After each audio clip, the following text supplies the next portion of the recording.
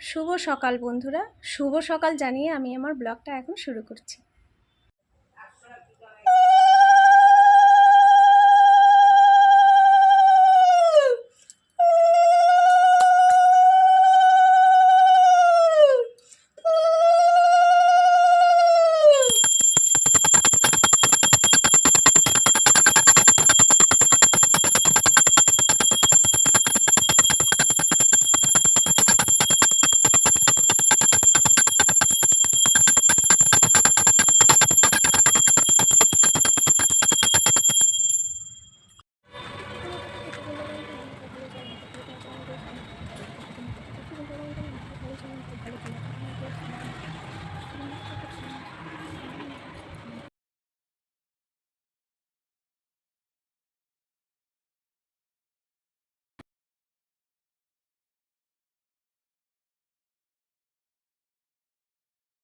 সকালবেলার খাওয়া রেডি হয়ে গেছে বন্ধুরা, চলে আসুন।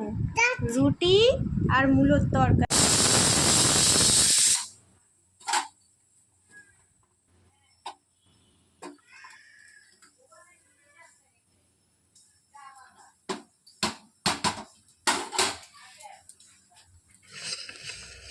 বন্ধুরা রান্না বসিয়ে দিয়েছি।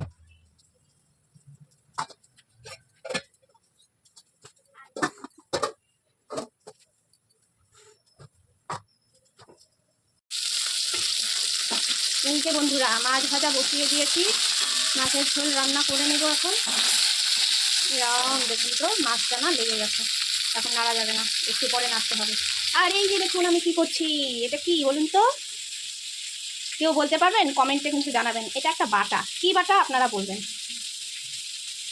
আপনারা যখন বলতে পারবেন না তখন আমি বলে দিব এটা এই বাটা, ঠিক আছে?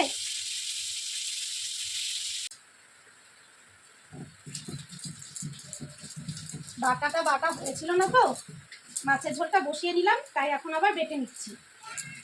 আর এই যে বাইরে বৃষ্টি শুরু হয়েছে,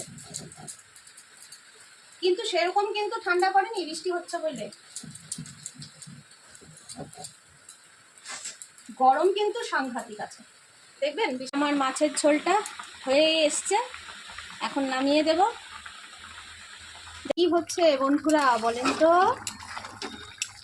এটা হলো চিংড়ি পটল, আমার মাসির বাড়ি থেকে চিংড়ি পটল পাঠিয়েছে, তো সেটা একটু জাল করে নিচ্ছি, কেননা কি গরম পড়েছে না।